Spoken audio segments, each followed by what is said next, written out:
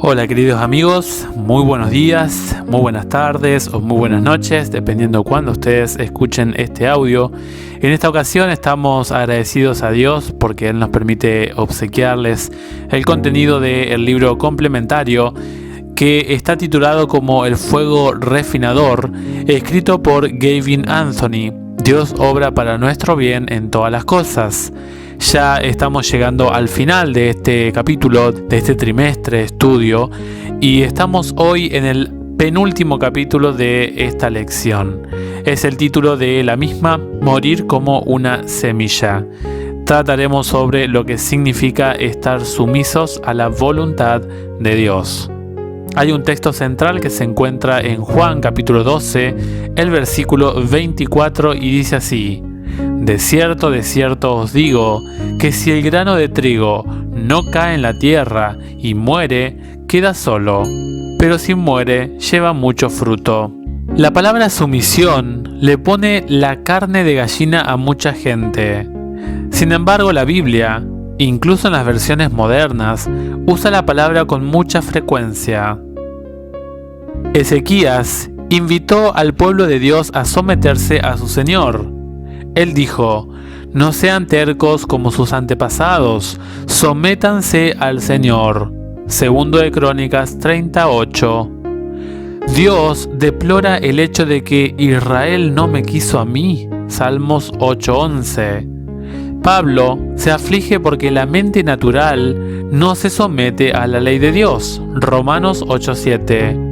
Y usa a la iglesia como modelo para nuestra vida porque se sujeta a Cristo. Efesios 5:24. Santiago nos invita a todos a someternos a Dios. Santiago 4:7. En nuestro mundo y en nuestro tiempo, la palabra sumisión suena dura e injusta, pero no es así como lo entiende la Biblia cuando la misma dice que debemos someternos a Dios. Es una sumisión a la persona de Dios y consiste en abandonar nuestro humanismo por su santidad y abandonar nuestros sueños para adoptar sus planes. Amy Carmichael sugiere que otra palabra para ayudarnos a entender la sumisión es aceptación. Parece que las malas connotaciones que tiene la palabra sumisión dentro de nuestra cultura han hecho que resulte muy difícil aplicar su significado e importancia a nuestra vida. Como resultado, creo que no hemos logrado captar lo que está en el corazón mismo del discipulado, el llamado a nuestra propia crucifixión. Pero todo discipulado verdadero comienza con la muerte, una muerte a la que voluntariamente nos sometemos. Aprender a someternos no es fácil. La forma en que yo mismo comprendí esto no fue ni fácil ni agradable. Al principio de mi ministerio, leí el libro devocional clásico En pos de lo supremo, según su versión en español, de Oswald Chambers. Chambers dice una y otra vez que si hemos de ser útiles para el reino de Dios, debemos abandonar y dejar en sus manos todo lo que tenemos y todo lo que somos. Nadie experimenta una completa santificación sin pasar por un funeral blanco, el entierro de la vieja vida. Si nunca se ha presentado este momento crucial de cambio por medio de la muerte, la santificación solo será para nosotros un sueño esquivo. ¿En realidad ya te llegó tu hora? Nosotros evitamos el cementerio y rechazamos continuamente nuestra propia muerte. ¿Ya tuviste tu funeral blanco o estás engañando con devoción a tu propia vida? ¿Existe un momento exacto en tu vida que ahora tienes presente como tu último día? ¿Hay un espacio en tu existencia que evoques humildad y una irresistible gratitud de tal forma que puedas declarar sinceramente: sí, allí fue, en mi funeral blanco, donde me puse de acuerdo con Dios? Me pareció que lo correcto era saber personalmente lo que esto significaba, así que abrí mi diario y escribí: Padre, De verdad me gustaría saber en qué consiste exactamente esta sumisión. Me pareció que ni bien había salido esta oración de mis labios, todo lo que constituía mi vida comenzó a desintegrarse. Lo primero que se esfumó fue mi salud. Muy poco tiempo después de mi oración de sumisión, estaba de viaje por Sudáfrica con algunos amigos. En el vuelo de regreso de Togo a Costa de Marfil, que era la última etapa de mi viaje, comencé a sentir un poco de frío. A la mañana siguiente, al tomar mi vuelo de regreso a Zúrich, comencé a temblar. Cuando llegué a Inglaterra, me pusieron inmediatamente en una sección para pacientes aislados porque pensaban que yo tenía una enfermedad contagiosa y que estaba sangrando internamente. Con el tiempo, los médicos concluyeron que yo tenía un desconocido virus africano, lo que quería decir simplemente que me sentía muy mal, pero nadie sabía realmente por qué. Abandoné el hospital después de 6 días de estadía, pero recaí y volví a ingresar inmediatamente. Me sentía sumamente débil. Incluso hablarle a mi familia por teléfono me dejaba exhausto. Pasaron 4 meses antes de que yo tuviera suficiente energía para volver al trabajo, pero incluso entonces yo sabía que no era tan fuerte como había sido antes. Sentía que algo se había roto dentro de mí. Lo siguiente que perdí fue mi reputación. Como dije en un capítulo anterior, después de un par de días en el hospital, recibí una carta que hacía a Nikos el trabajo que yo pensaba que había hecho bien, y me pareció que todo el mundo había recibido una copia de aquella carta. Yo me sentía apabullado y sumamente herido, lo cual se agravaba por el estado físico en que me encontraba y porque no podía yo hacer prácticamente nada para defenderme. Después comenzó el chismorreo. Cada mañana me levantaba pensando en lo que había escuchado la jornada anterior con respecto a la carta. No podía evitar aquel pensamiento que daba vueltas y vueltas en mi cabeza todo el día. Luego siguió mi empleo. Como yo estaba enfermo, no me renovaron el contrato después de mi primer año. Me sorprendí cuando alguien dijo en el trabajo que quizás no sería necesaria la renovación del contrato, pues era posible que nunca me recobraría lo suficiente para volver a trabajar. Luego volvió el problema de salud. Mientras se me hacían las pruebas en el hospital de enfermedades tropicales, el médico encontró que había un problema en mi corazón. Yo no tenía más que 27 años, pero los médicos decidieron que necesitaría un marcapasos. Me había sentido cansado durante varios años, lo cual era embarazoso para mí. Llegaba a la casa de alguien para dar un estudio bíblico y encontraba difícil seguir una conversación o pensar claramente. La operación para colocarme el marcapasos fue una experiencia memorable. Todo lo que podía salir mal, salió mal. Cuando apenas iban a la mitad de la operación, escuché al cirujano decir: «Tiene algunos tejidos muy duros aquí. No me siento muy seguro de lo que yo debería hacer». El cirujano llamó para obtener la ayuda de un especialista, pero no la encontró, así que salió del quirófano para buscar ayuda. Regresó al quirófano y dijo alegremente a la enfermera: «No puedo hallar al especialista, tengo que seguir solo». Las operaciones para colocar marcapasos solo utilizan anestesia local, así que yo estaba plenamente consciente y ahora estaba perdiendo mi confianza por lo que había escuchado. Luego, como la operación se había prolongado más de lo que tenían programado, la anestesia comenzó a desvanecerse. «¿Podría ponerme un poquito más de anestesia, por favor?», le dije a la enfermera. «Lo siento», me dijo compasivamente, «ya le hemos puesto toda la que nos está permitido ponerle».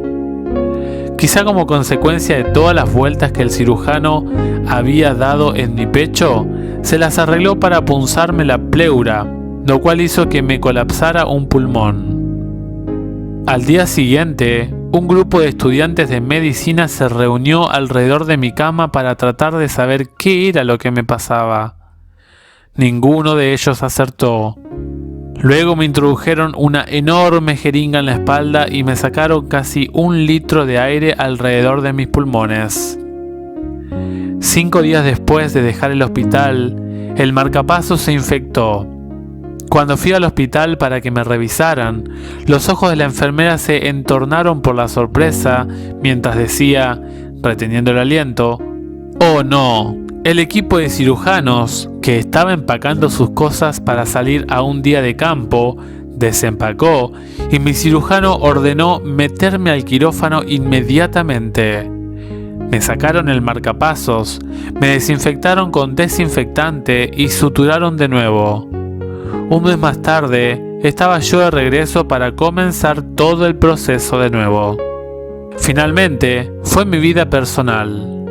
2 semanas después de que me colocaron el segundo marcapasos, mi novia y yo terminamos nuestras relaciones, que ya duraban varios años.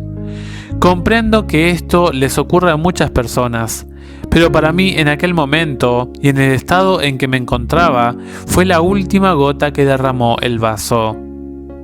En un periodo de 12 meses, había yo perdido mi salud, mi trabajo, mi reputación y ahora mi felicidad. Me sentía como Job, como si alguien estuviera saboteando sistemáticamente mi vida y destruyendo todo lo que yo era y todo aquello en que me apoyaba. Cada aspecto de mi vida parecía caer en pedazos. Experimentaba una profunda sensación de vacío y de agotamiento. «Señor», murmuré, «la Biblia dice que el Espíritu Santo ora por nosotros. Por favor, ¿podría orar por mí en este momento? Pues no tengo la menor idea de lo que debo pedir». No esperaba yo ninguna respuesta, pero en cuestión de segundos, una profunda paz que no podía explicar invadió mi corazón y una sonrisa comenzó a esbozarse inesperadamente en mi rostro. Me llenó una profunda sensación de paz y contentamiento. Sentía como si Dios estuviera de pie allí junto a mi cama. Esa noche me dormí con una sonrisa en mi rostro. No es fácil para mí sonreír y dormir al mismo tiempo, pero así me dormí. Recuerdo que durante la noche desperté brevemente y noté que estaba sonriendo. Desperté por la mañana con una sonrisa todavía brillando en mi rostro. Mientras yacía acostado en mi cama, todos los dedos de mis manos y mis pies me pulsaban como si quisieran hacer algo. Es difícil describirlo de otra manera, pero sentía como si chorros de energía pulsaran en todo mi cuerpo. Todavía no pensaba nada, hasta que me dirigí al pueblo. Mientras caminaba, me di cuenta de que, por primera vez durante años, iba caminando deprisa. Mis amigos siempre habían hecho bromas a costa de mí en el pasado. Parecía estar siempre apurado en el sentido de que mi cabeza siempre parecía llegar primero que mis pies. Caminé como si me apoyara en un viento imaginario. El saco de papas de la familia, o sea yo, se había transformado de repente en un cable eléctrico, brincando para todos lados en forma impredecible, y todos luchaban en vano por seguirme el paso. El cambio, ocurrido de la noche a la mañana, era un milagro. Mi energía no era lo único que se había incrementado. De la noche a la mañana, también había desarrollado una urgencia por orar como nunca había experimentado en mi vida. Todos los días anhelaba hablar con Dios cada vez durante más tiempo. Pero, algunas semanas más tarde, aquello se volvió terrible. Comencé a tener lástima de mí mismo. Yo sabía que después de todo lo que Dios había hecho por mí, mi actitud era errónea. En realidad, sentía que era pecaminosa porque me quejaba directamente contra la bondad de Dios. Desde ese día en adelante, poco a poco, mi energía comenzó a desaparecer. Luego me llené de ira. ¿Por qué me haces esto?, le dije a Dios a gritos. Ya me habías quitado todo y ahora me estás quitando mi salud otra vez. lo único que me quedaba en que apoyarme. No es justo. Mi batalla espiritual, cotidiana con Dios, era tan intensa que para la hora en que me iba a la cama ya estaba físicamente exhausto. Esta batalla duró unos 2 meses. Finalmente, un día le dije al Señor a gritos y con lágrimas ardientes: mira, ya me quitaste todo. Mi salud, mi reputación, mi empleo y mis sueños. Ya no tengo nada. La voz del Espíritu Santo era inconfundible. Sí, ese es el propósito. Quiero que te quedes sin nada. Quedé asombrado y apabullado. ¿Quería Dios que yo me quedara sin nada? Nada, absolutamente. Venimos a Dios con mucho que ofrecerle, pero muchas veces nuestra humanidad se interpone en el camino.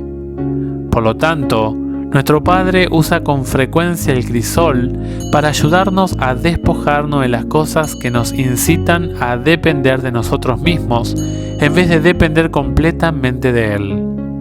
Como dice Charles Swindoll, ser despojado de todos los sustitutos es la experiencia más dolorosa de la tierra. Cierta vez estaba hablando con un estudiante que apenas comenzaba sus estudios de teología. Siempre me siento curioso por saber por qué los jóvenes deciden estudiar para ser pastores, pues siempre hay una historia interesante detrás de la decisión. Pero en esta ocasión, la respuesta me tomó por sorpresa. ¿Qué fue lo que te hizo decidir estudiar para ser pastor?, le pregunté. Bueno, respondió el joven estudiante, creo que tengo mucho que ofrecer. Me quedé tan asombrado que no pude decir nada. Quería gritar. ¿Y a quién le importa lo que tengas que ofrecer? Lo que la gente necesita escuchar es lo que Dios tiene que ofrecer. Por fortuna, mi boca permaneció cerrada. Pero la verdad es que Dios quiere dejarnos sin nada para que Él pueda hacer el todo. Morir como el grano de trigo. El proceso de llegar a ser nada delante de Dios es el proceso de morir. Jesús describe este morir como lo que le ocurre a la semilla. De cierto os digo, que si el grano de trigo no cae en la tierra y muere, queda solo, pero si muere, lleva mucho fruto. Juan 12:24. Cuando Jesús se refiere a sí mismo como el grano que muere, invita a sus seguidores a experimentar la misma muerte. Si alguno quiere venir en pos de mí, niéguese a sí mismo y tome su cruz y sígame. Marcos 8:34. Esta muerte no consiste en andar con una pesada carga a lo largo de lo que muchos llaman la senda cristiana. Cuando Jesús pronunció estas palabras, se hallaba de camino a Jerusalén y a la muerte. Los que quieran seguirlo deben hacer lo mismo, deben seguirlo a la muerte. Tomando las figuras del lenguaje de estos versículos, Elisabeth Elliot analiza el proceso de morir como una semilla. El crecimiento de todas las cosas vivientes verdes representa maravillosamente el mismo proceso de dar y recibir, ganar y perder, vivir y morir. La semilla cae a la tierra, muere mientras el primer renuevo brota a la vida. Debe haber una división y un rompimiento para que se forme un capullo. El capullo deja de ser cuando se forma la flor. El cáliz permite que salga la flor. Los pétalos se abren y mueren para que pueda formarse el fruto. El fruto cae, se abre y suelta la semilla. La semilla cae al suelo. No puede haber vida espiritual sin este morir y dejar que siga el proceso. En el momento preciso en que nos negamos a morir, se detiene el crecimiento.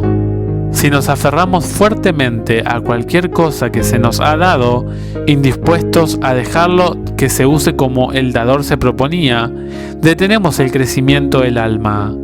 La semilla no sabe lo que ocurrirá, solo sabe lo que está ocurriendo. La caída, las tinieblas, la muerte. El plan último de Dios está tan lejos de nuestra imaginación como la semilla del encino está lejos de la imaginación de la bellota. La bellota hace lo que se supone que debe hacer sin fastidiar a su hacedor con preguntas acerca del cómo, del cuándo y del por qué. A nosotros, a quienes se nos ha dado una inteligencia, una voluntad y una amplia gama de necesidades, se nos pide que creamos en Él. Hasta aquí, queridos amigos, la primera porción del capítulo número 12 del libro complementario escrito por Gavin Anthony, El fuego refinador. El título de este capítulo es Morir como una semilla. Te agradecemos por quedarte hasta el final. Deseamos que Dios bendiga tu vida muy ricamente y nos vemos, si Dios quiere, en el siguiente audiolibro. Un abrazo grande y será hasta el próximo encuentro.